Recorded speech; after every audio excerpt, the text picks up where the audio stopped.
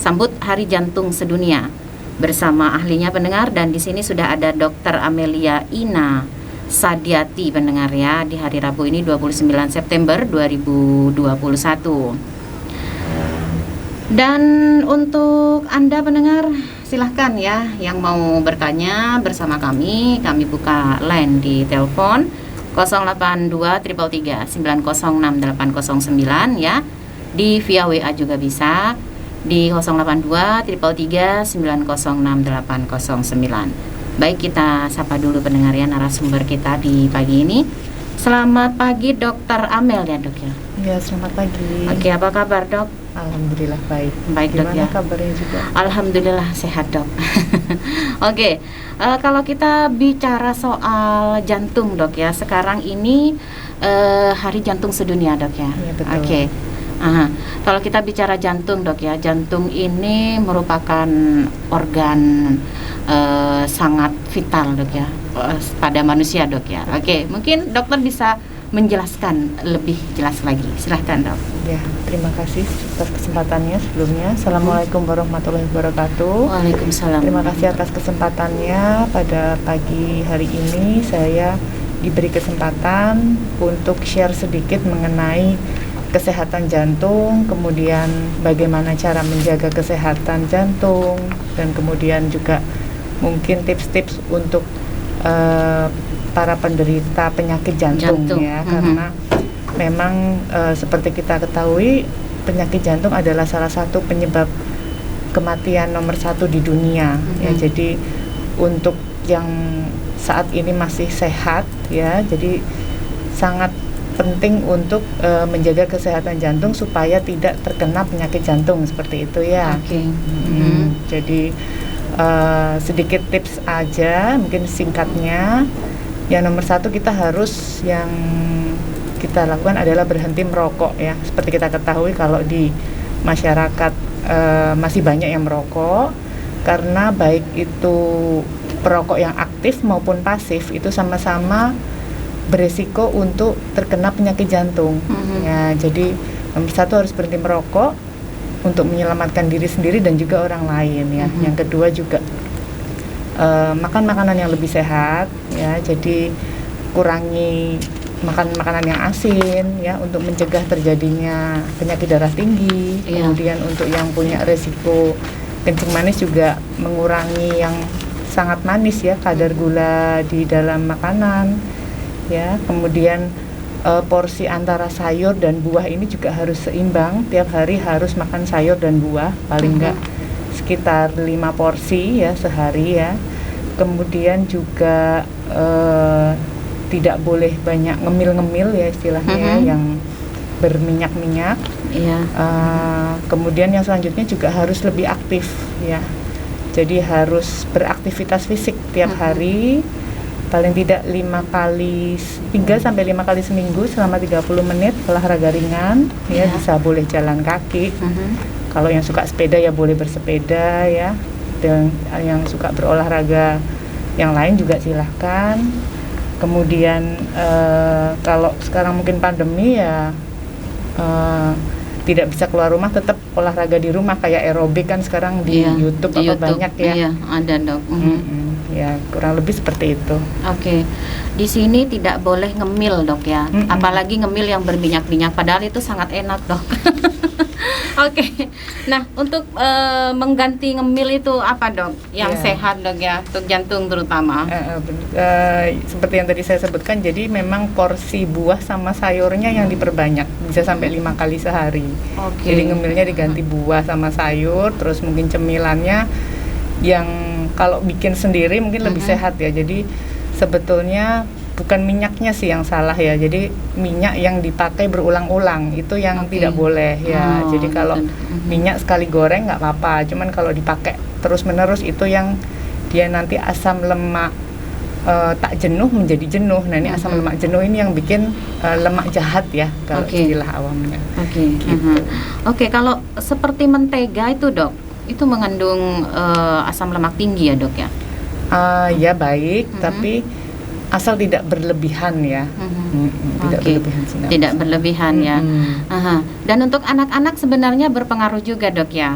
Misalnya kan ada yang senang dengan hanya ikan telur dadar saja, itu kan ada minyak di situ dok, gitu. Nggak apa-apa sih kalau masih anak-anak kan, Oke. asal minyaknya tidak digunakan Berulang kali. Iya. Ya, oke dok, baik. Nah, jantung adalah pembunuh nomor 1 di dunia dok ya. Jadi 80% penyakit kardiovaskular ini dapat dicegah. Salah satunya berhenti merokok dok, dan berolahraga dok. Dan selain itu apa lagi dok? Selain kita bisa menjaga makanan gitu.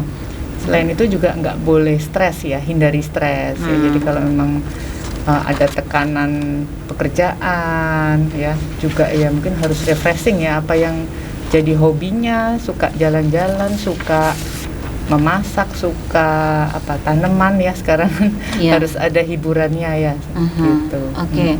Supaya tidak stres itu gimana dok? Nah ya itu tadi, kembali ke masing-masing ya. Oke. Kesukaannya apa? Kesukaannya, Iya. hobi kita gitu dok ya. Hobinya ya. Istilahnya me time. Betul. Me time dok ya untuk Iya, kita. tetap. Aha. Dan sekarang ini kan juga ada ini dok, kelola stres dengan baik. Betul. Nah, itu maksudnya gimana dok untuk mengelola stres dengan baik ini?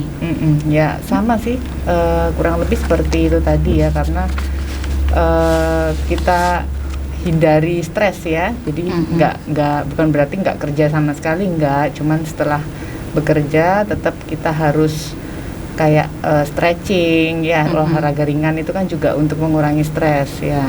Kemudian hobi tadi, me time, seperti itu ya. Selain juga dari makanan ya, karena kalau makanannya terlalu tinggi gula, terlalu tinggi garam, nanti malah lemes kadang kan, malah nggak bisa enak kerjanya. Oke. Kalau orang yang sudah divonis sama dokter ya, ini kena Didiagnosa ya, divonis. Iya dok, didiagnosa jantung gitu dok. Nah, itu harus memperbaiki makanannya dok ya? Iya betul.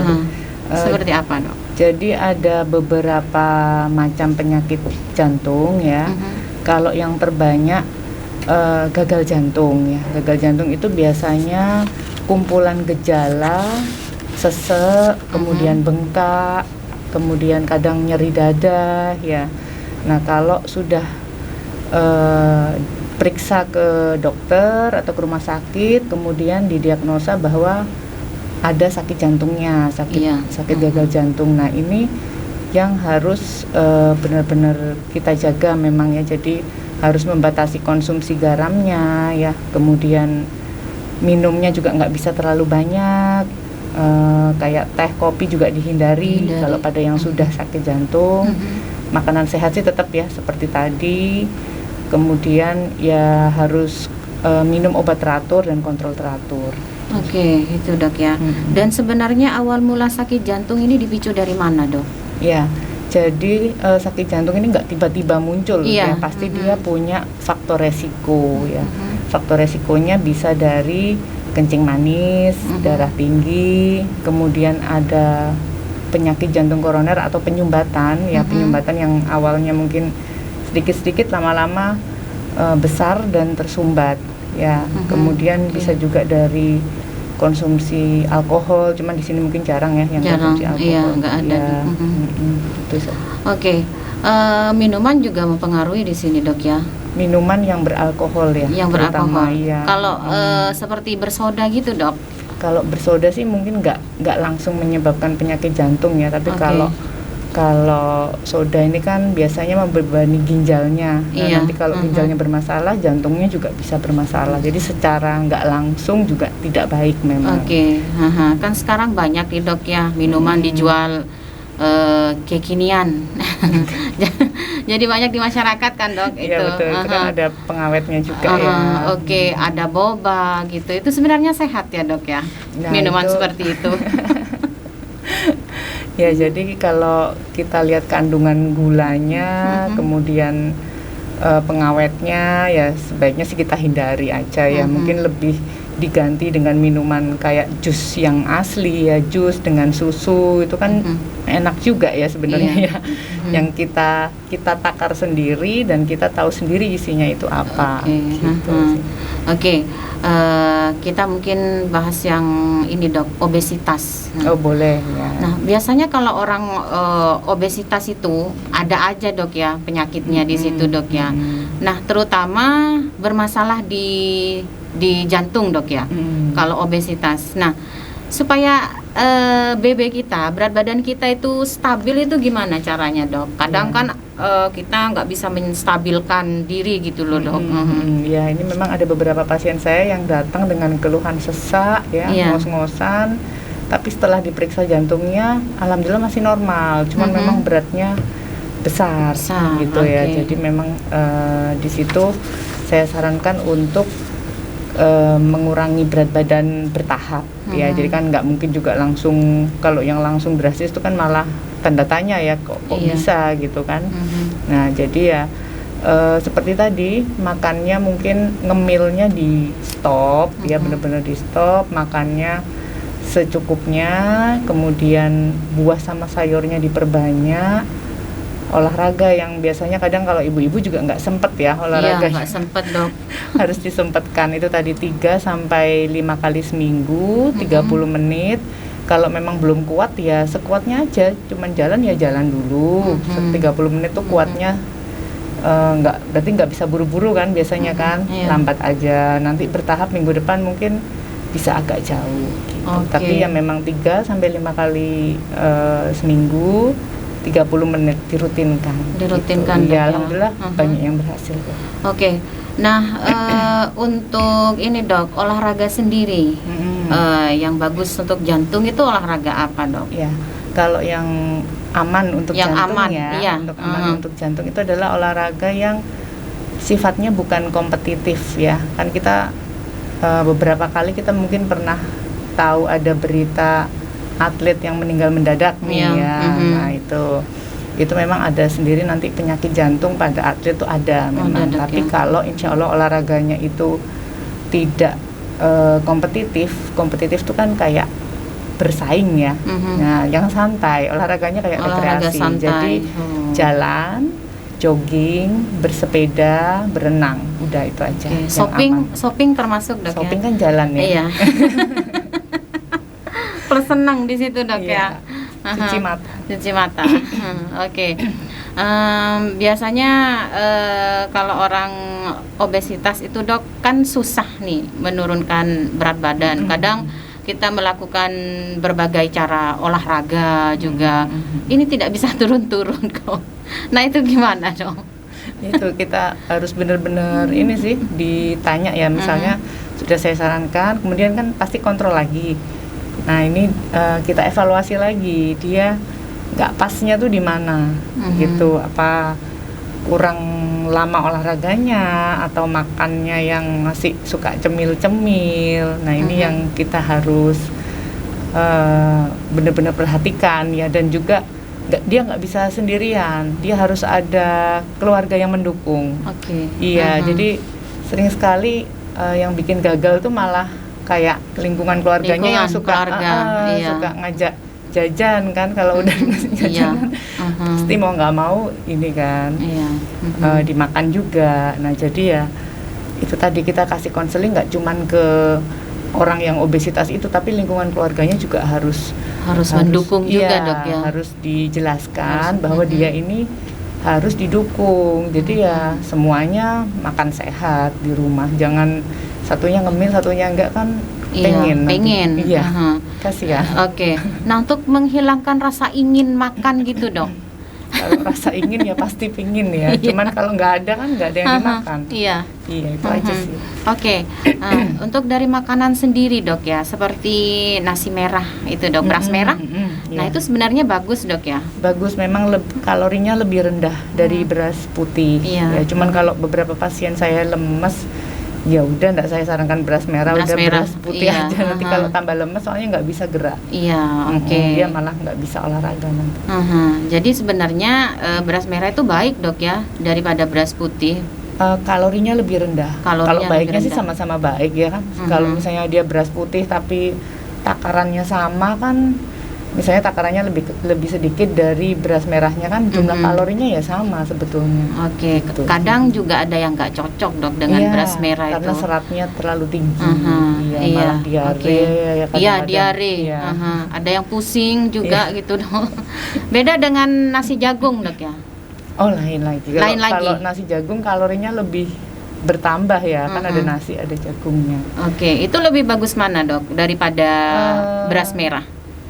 Kalau kalorinya ya lebih rendah beras merah, Lebih sama rendah beras seratnya. merah. Tergantung tujuan kita sih, mau kalori atau mau seratnya lebih banyak. Kalau seratnya lebih banyak ya beras merah gitu. Oke. Tapi kalau kalorinya lebih banyak ya ini nasi jagung. Nasi ya. jagung. Misalnya kan kadang dia beras merah nggak bisa makan banyak tuh karena udah rasanya nggak enak kan. Nah, itu nanti malah lemes Oke. gitu. Jadi tapi kalau cocok ya nggak masalah. Masalah. Oke dok.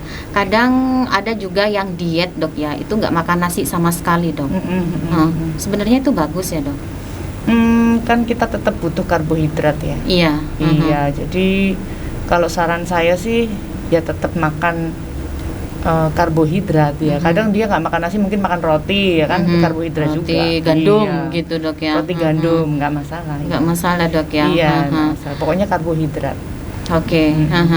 Dan bagaimana sebenarnya dok cara hidup yang sehat gitu loh dok, yang benar, yang sehat gitu, dari pola makanan gitu dok ya.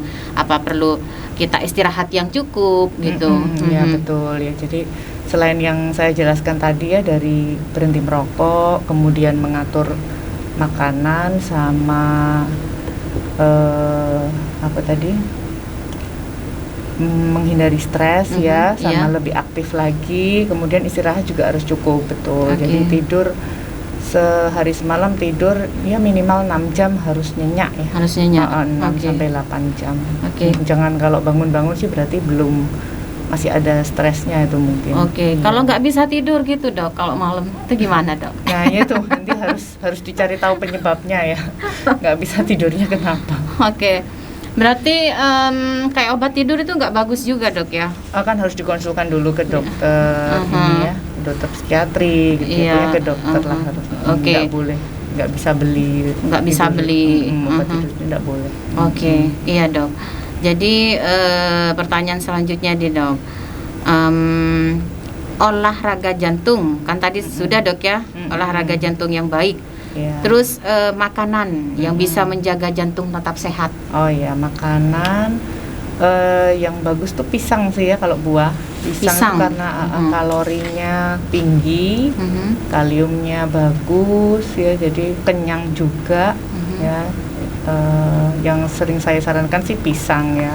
Tapi buah apapun bagus kok untuk ini. Untuk kesehatan. Oke. Tapi lebih utama untuk jantung sendiri buah pisang dok ya. Iya, karena banyak kalium sama kalorinya. Oke. Oke dok. Biar nggak lemes ya. Biar nggak lemes. Nah, untuk pemicu jantung sendiri itu kan dari darah tinggi dok ya. Bisa awal dari mula darah ya. tinggi, Bisa ya. dari darah tinggi dok ya. Sebenarnya kalau penyakit darah tinggi itu misalnya bisa turun gitu dok ya, bisa stabil, apakah jantung itu juga bisa sehat ya dok? Iya tentu ya, jadi makanya kita harus mencegah terjadi penyakit jantung dengan cara mendeteksi lebih awal faktor resikonya. Jadi kalau misalnya punya riwayat keluarga sakit kencing manis, ya berarti rutin aja tiap 6 bulan atau setahun sekali cek kencing manisnya. Ya jadi supaya kalau memang sudah ada tanda-tanda tinggi ya harus segera berobat ya, atau pola makannya ini berarti nggak benar gitu. Kemudian seperti yang darah tinggi tadi, sama juga apakah darah tingginya apakah karena istirahatnya kurang atau makanannya yang belum pas ya, atau kurang olahraga. Nah kalau memang semua sudah baik ya berarti harus pakai obat, obat untuk menstabilkan tekanan darahnya. Jadi kalau sudah stabil ya insya Allah tidak terkena penyakit jantung. Oke. Gitu. Nah, untuk pemakaian obat sendiri itu dok, kadang ada ketergantungan di situ dok ya. Jadi tergantung kan, kalau diagnosa penyakit jantung hipertensi ya istilahnya kita ya, itu harus ada kriterianya. Jadi tekanan darahnya selama 2 atau 3 bulan berturut-turut ini memang tinggi. Ya, tinggi, lebih dari 140/90 ya. Itu baru nanti diberikan obat ya. Kemudian sambil diberikan obat, kita sambil terapkan pola hidup sehat tadi. Nanti dievaluasi lagi. Kalau membaik ya nanti obatnya diturunkan dosisnya ya, sampai nanti insya Allah kalau ada beberapa pasien yang akhirnya tanpa obat juga. Akhirnya gitu. Berhasil dok ya? Iya berhasil, tapi dia memang menerapkan pola hidup yang sehat terus. Iya, sudah enggak. Oh ya, kalau di sini soalnya suka makan ini loh, kan petis ya, petis kan asin ya. Nah itu, jadi ada satu pasien saya yang memang akhirnya nggak makan petis lagi dia jadi sehat. Ikan asin juga dok, ya itu kan berpengaruh kan ya. Asin. Orang Madura tuh suka asin soalnya dok. Kadang nggak suka ngemil, tapi ternyata tiap hari rujak gitu, petis. Gitu, iya, dok, ya. Itu ada satu pasien saya yang memang. Itu sangat berpengaruh dok ya. Pengaruh, dia sekarang sudah nggak pakai obat anti hipertensi lagi, sudah bukan pasien saya lagi, sudah lulus. Bisa dok ya. Bisa. Itu dilihat dari umur berapa dok? Oh nggak pakai umur. Nggak pakai umur. Iya. Ya kalau dia kita evaluasi terus, dia nanti oh ternyata sudah sebulan ini baik tanpa obat, ya udah nggak apa-apa, berarti sudah normal gitu. Kan hipertensi atau darah tinggi itu kan cuman respon sementara aja kan sebetulnya. Tapi misalnya kurang tidur, tensinya tinggi. Iya. Nah, tapi kalau dia kurang tidur terus, ya tinggi terus, lama-lama nggak mau turun, gitu. Ya. Nah itu gimana dok? Berarti kan harus diperbaiki pola tidurnya kan dok? Iya, betul. Ya, jadi kalau memang pola tidur ya kembali lagi ke itu tadi ya, apakah kan ditentukan perlu obat tidur apa enggak. Jadi kita nanti kerjasama dengan biasanya saya dengan dokter psikiatri gitu. Untuk menstabilkan darah tinggi ini gimana dok caranya gitu loh dok? Kadang darah itu tidak stabil gitu loh dok. Sekarang diperiksa, nanti dia naik, dia juga bisa turun dok. Jadi memang ada beberapa kriteria ya. Tadi belum saya sempat jelaskan. Ketika nanti ada seseorang yang memang pernah mengukur tekanan darahnya tinggi, memang sebaiknya langsung periksa ya. Langsung periksa, bisa langsung datang ke Poli Jantung RSUD Sampang juga bisa. Di sini nanti kita tentukan ya, dari pemeriksaan rekam jantung, foto ronsen itu apakah memang ada tanda-tanda yang memperlihatkan apakah kira-kira darah tingginya ini udah lama atau barusan. Kalau memang barusan, mungkin ini hanya respon sesaat aja ya. Kalau memang respon sesaat, berarti kita tidak langsung berikan obat ya. Jadi kita jelaskan ke pasien, kita gali kenapa kira-kira kok tekanan darahnya tinggi, pola hidupnya selama ini bagaimana ya, gitu. Kalau memang waktu itu tidak menunjukkan tanda-tanda yang hipertensi atau darah tinggi lama, kita tidak berikan obat. Kita sarankan dulu untuk perbaiki pola hidupnya, kontrol lagi kalau masih tinggi lagi, kita evaluasi lagi. Nanti kalau 2 kali kontrol masih tinggi, memang mungkin itu perlu penanganan, perlu obat ya. Tapi kalau ketika datang pertama kali, dari rekam jantung, dari foto ronsen, dari pemeriksaan ini memang menunjukkan kira-kira ini mungkin darah tingginya sudah lama, itu akan langsung kita berikan obat. Ya. Nah setelah obat, kita kan akan meminta pasien untuk kontrol lagi, pasti ya. Di situ kita evaluasi lagi. Kalau memang sudah membaik, kita tanyakan keluhannya juga ya. Kalau memang sudah nggak ada keluhan, nanti pelan-pelan diturunkan dosisnya. Ya insya Allah mudah-mudahan sampai sehat kembali, ya tidak perlu obat lagi. Oke dok, jika kita sudah mengukur darah kita dok ya, dan di situ ketahuan sudah tinggi. Nah, kita ini menghubungi langsung ke dokter jantung apa kita ke dokter dalam dok? Ya, jadi ini untuk darah tinggi atau hipertensi ini sebetulnya dokter umum pun bisa. Dokter umum bisa dok ya? Bisa. Jadi tidak harus dokter spesialis penyakit jantung atau penyakit dalam, tidak perlu. Jadi kompetensi dokter umum pun ada sudah. Oke, dokter baik. Yang terdekat ya. Dokter yang terdekat. Bisa. Puskesmas bisa juga dok ya? Bisa, insya Allah. Oke, tidak harus selalu spesialis jantung dok ya? Kalau memang nanti fasilitas kesehatan yang pertama tidak bisa, kira-kira tidak bisa menangani, perlu penanganan lebih lanjut, perlu pemeriksaan, pasti nanti akan dirujuk ke spesialis dok ya. Itu kalau sudah serius dok ya? Kalau perlu pemeriksaan lebih lanjut. Oke, baik dokter, kita ke ini dok, kadang sebelum kita ke WA dok ya, kadang seseorang itu tiba-tiba merasakan ritme jantungnya itu detaknya kencang gitu dok, berdebar-debar. Nah, kadang melihat seseorang terus kita berdebar-debar gitu. Nah, itu normal nggak dok? Ya, jadi untuk respon fisiologis ya, respon normal bisa terjadi. Cuman kalau dirasa itu mengganggu, sebaiknya memang diperiksakan ya. Jadi nanti dengan pemeriksaan elektrokardiografi atau rekam jantung itu bisa terlihat nanti denyut jantungnya ini berdebarnya cepatnya itu normal atau tidak normal. Oke. Baik dokter. Dan kita ke via WA dok ya, pertanyaan ini dari pendengar. Selamat pagi dokter, saya Lintang di Jalan Merapi. Dok, saya akhir-akhir ini sering merasakan nyeri dada bagian kanan serta bibir kering yang terus-menerus disertai dehidrasi dan jari-jari ini mengkeriput. Apakah ada penyakit serius yang saya derita dari pertanyaan saya di atas tadi dok? Oke, bisa dijawab. Baik, terima kasih atas pertanyaannya Ibu Lintang ya. Iya. Jadi kalau nyeri dadanya sebelah kanan, tadi bilangnya sebelah kanan ya? Iya. Itu memang tidak khas untuk penyakit jantung. Tidak khas.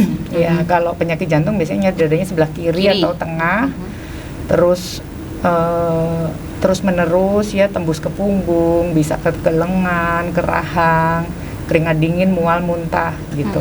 Kalau ini kan enggak ya, jadi mulut kering sama tangan keriput ya. Iya, tangan keriput.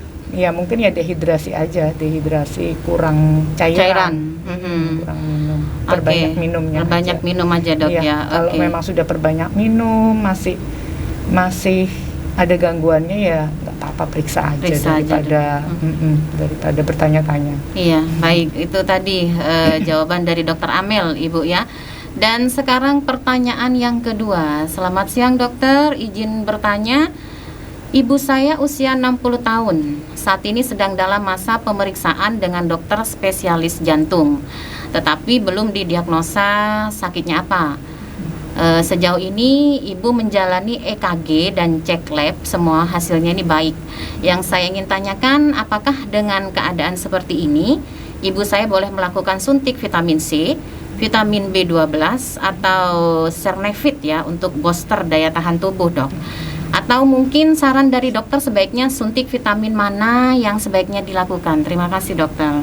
Ya, terima kasih atas pertanyaannya. Jadi ketika Anda memeriksakan diri ke dokter ya, sebaiknya tanya kan hasil diagnosanya ini apa gitu. Memang mungkin hasil-hasilnya yang lain normal, tapi sebenarnya sakit nggak? Nah gitu, itu selalu saya jelaskan ke pasien. Kalau misalnya ibu ini sehat, ibu ini ada sakit, ini namanya ya kan penyakit jantung macam-macam seperti saya tadi bilang, ada penyakit jantung koroner, penyakit jantung hipertensi, gagal jantung. Kalau saya selalu menjelaskan ke pasien, jadi pasien tuh pulang sudah tidak ada pertanyaan lagi, tidak bertanya-tanya.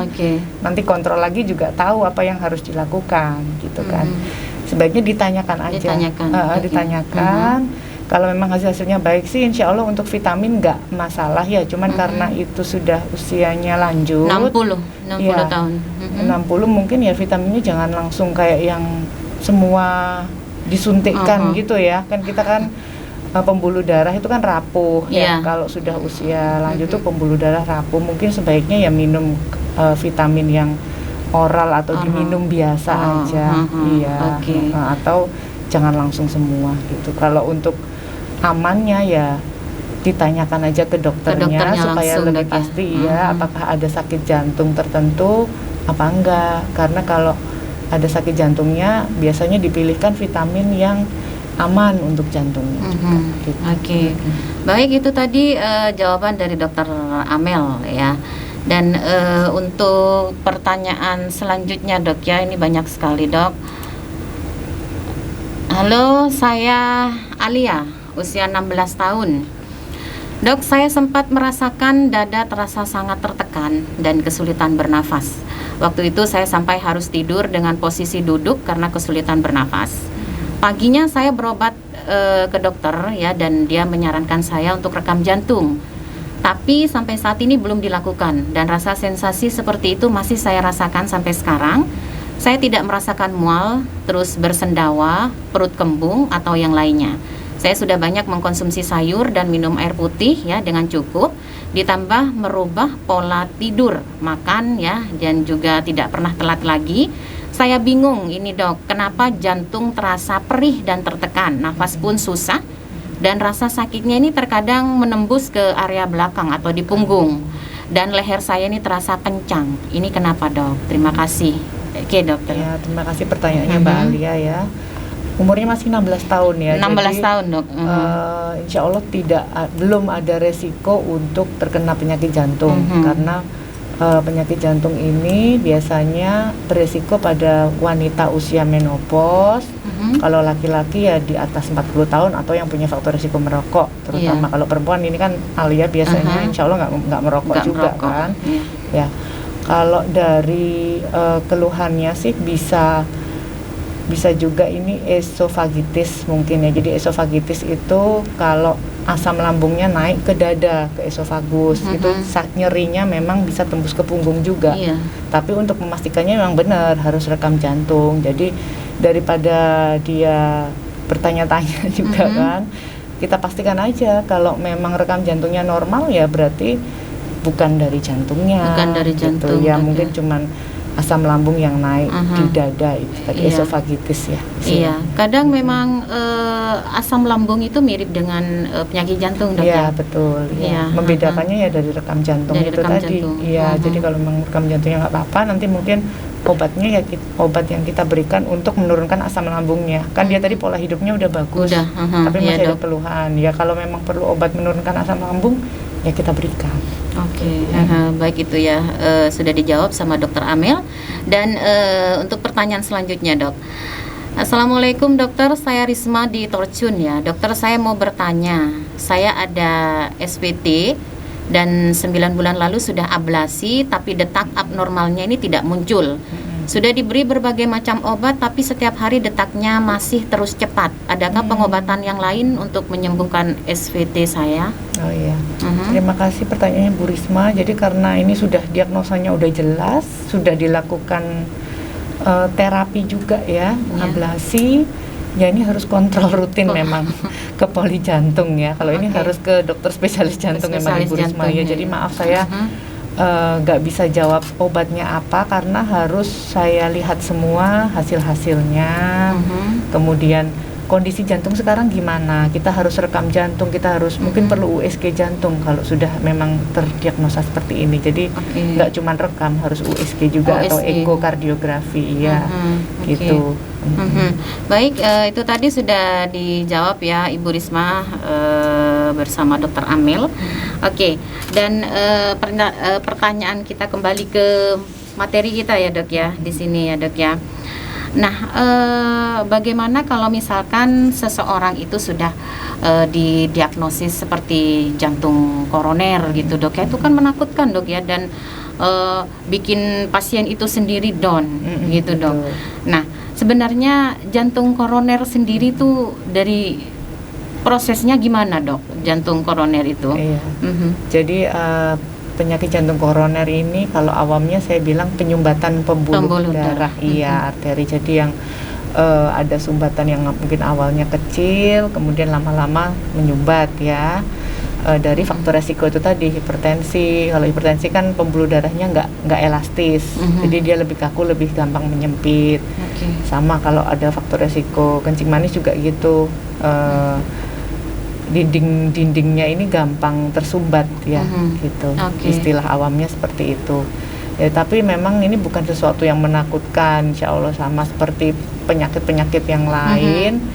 Kan ada obatnya ya, insya Allah juga bisa sembuh, bisa aktivitas normal. Saya selalu jelaskan ke pasien itu, dan nggak cuma satu orang, nggak cuma sendirian kok yang terdiagnosa seperti itu. Jadi nanti biasanya kalau pasien-pasien saya di poli ini malah sudah saling kenal ya, jadi sambil nunggu pemeriksaan mereka saling share ya, dan saling support gitu. Jadi ya alhamdulillah itu malah bikin mereka semangat. Jadi semangat kontrol tiap bulan karena ketemu dengan yang sama gitu ya, kurang lebih. Nah itu yang saya coba terapkan ke pasien saya itu. Jadi kalau udah kenal malah lebih enak, ini loh bapak ini sehat sekarang, ini ikut sehat juga. Jadi bapak yang baru sakit ikut semangat juga. Kadang ada pasien yang sudah didiagnosa jantung koroner dok ya, dan tapi dia berolahraga naik sepeda dok, itu tidak apa-apa dok ya? Boleh, tapi dengan intensitas yang beda ya, jadi bukan kayak yang atlet kan jauh gitu. Jadi dia sepeda santai aja, sekuatnya aja, maksimal tadi itu 30 menit. 30 menit aja udah cukup. Sebenarnya lebih bagus mana dok? Sepeda atau jalan kaki dok? Sama bagusnya. Dok, ya? Iya, sama tinggal pasiennya lebih suka yang mana gitu aja.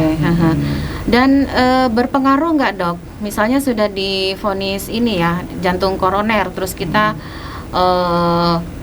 bergaya hidup sehat lebih dari sebelumnya gitu dok. Apa itu berpengaruh dok? Iya, insya Allah berpengaruh. Berpengaruh jadi, ya? Iya, obat-obatan pasti kan kalau penyakit jantung koroner biasanya agak banyak, beberapa macam ya. Nanti kalau dia pola hidupnya semakin sehat, ya semakin sedikit obatnya gitu. Syukur-syukur bisa tanpa obat gitu ya. Dan ada asumsi juga dok ya, terlalu sering mengkonsumsi obat darah tinggi, obat jantung, itu katanya dok ya, ini akan memperparah ginjal kita dok, dan sehingga kita bisa gagal ginjal. Nah itu asumsi di masyarakat gitu loh dok. Benar nggak itu dok? Iya, itu yang hoax ya. Hoax. Jadi kan semua obat itu kan ada dosisnya, dan kita prinsipnya kalau dokter itu start low, go slow ya. Jadi dimulai dari dosis yang paling rendah, kemudian kalau perlu dinaikkan itu pun juga perlahan-lahan dosisnya. Nanti ketika sudah baik juga perlahan-lahan diturunkan. Jadi kadang ada beberapa pasien tuh yang sudah enak terus nggak mau minum obat. Nah itu yang keliru ya, dia nggak mau kontrol. Aku udah sehat terus tiba-tiba datang lagi sakit lagi. Nah ini karena dia menghentikan sendiri. Jadi memang harus sabar ya, kontrolnya sesuai dengan yang dianjurkan. Kalau suruh kontrol seminggu sekali ya seminggu sekali, sebulan sekali, insya Allah semakin sehat. Semakin sehat dok ya, dan juga dosisnya semakin berkurang dok ya. Jadi itu hoax dok ya. Hoax. Jadi ada penanganan lebih khusus lagi dok. Dan ini pertanyaan saya mungkin keluar dari tema kita dok ya, tapi masih ada hubungannya dengan jantung dok. Nah kadang kita kalau mau langsing dok ya, kita itu mengkonsumsi obat pelangsing. Ada yang mengkonsumsi obat pelangsing terus tiba-tiba dia jantungnya berdebar dok. Nah berbahaya seperti apakah dok obat pelangsing itu? Berbahaya karena kita nggak tahu isinya, terus malah efek sampingnya yang bikin jantungnya nggak kuat itu kan. Jadi memang saya beberapa kali dapat pasien seperti itu, jadi ya saya stop. Saya sarankan untuk berhenti, biasa aja atur pola makan sama olahraga. Memang butuh waktu lebih lama, cuman lebih aman. Kadang ada yang mengkonsumsi obat pelangsing itu memang tidak ada nafsu makan di situ dok. Iya, karena dia mungkin kan langsung ke sentral ya, langsung ke otaknya ya, langsung ke pusat. Tapi efek sampingnya ke jantung ya, atau mungkin dia nanti ke ginjal kayak buang air kecilnya tuh banyak berlebihan, malah efek samping ke situ. Beberapa pasien saya soalnya ada yang seperti itu. Ada yang seperti itu, Dok. Ada yang datang ya. Oke. Karena dia berdebar, dia minta periksa kan, padahal dia ternyata, saya tanya minum obat-obat apa sebelumnya, obat pelangsing. Nah itu jadi langsung sudah nggak usah gitu. Oke. Tapi kadang obat pelangsing itu ada dari herbal, Dok, dan ada dari dokter ini gitu, Dok, dari dokter ini gitu. Sebenarnya kalau yang herbal itu gimana sih, Dok, kandungannya? Nah, itu saya nggak bisa jawab karena nggak tahu isinya. Nggak tahu isinya, Dok, ya. Kalau memang dari dokter ya ditanyakan langsung mungkin ke dokternya. Kalau misalnya ada keluhan setelah minum obat itu ya kembali lagi ke dokternya yang memberikan itu, solusinya gimana gitu. Oke, baik, yang terakhir, Dok, ya. Oke, ini pesan untuk para pendengar, Dok, ya. Bagaimana ini, Dok, supaya jantung kita sehat? Ya, jadi saya review sekilas aja yang tadi sudah saya jelaskan di awal ya. Jadi untuk masyarakat yang ingin jantungnya sehat, yang pertama harus berhenti merokok, karena merokok ini walaupun orang lain tidak merokok, kena asap rokoknya ini juga sudah bisa beresiko penyakit jantung juga yang menghirup rokok ini gitu ya. Yang pertama berhenti merokok, yang kedua diatur pola makannya, jadi pola makan lebih sehat dengan gizi seimbang, buah dan sayurnya diperbanyak ya, jadi bisa 5 porsi sehari. Kemudian yang ketiga tetap beraktivitas ya, disempatkan berolahraga ringan 3-5 kali seminggu, 30 menit aja. Kalau memang kuatnya masih jalan ya jalan aja. Kalau sudah bisa sepeda, berenang ya silahkan. Atau yang ibu-ibu yang nggak ada waktu mungkin bisa sempatkan sedikit waktu pakai YouTube di rumah ya. Suka aerobik ya silakan gitu ya, aerobik ringan. Ya. Kemudian yang keempat, hindari stres ya. Jadi tidurnya cukup 6-8 jam per hari di malam hari. Terus hobinya apa dilakukan untuk refreshingnya. Kira-kira itu aja sih. Baik, terima kasih dokter ya sudah datang ke sini, sudah bisa berdialog interaktif, Dok, ya di Radio Suara Sampang FM. Baik, itu tadi pendengar ya, dialog interaktif kita dalam rangka menyambut Hari Jantung Sedunia bersama ahlinya. Sudah ada Dr. Amelia Ina Sadiati, pendengar. Terima kasih kebersamaannya tadi yang sudah bergabung bersama kami di sini. Terima kasih. Dan saya Arin Novianti pamit undur diri. Selamat siang, selamat beraktivitas dan tetap jaga kesehatan. Kembangkan ekonomi pariwisata, agribisnis dan industri kreatif.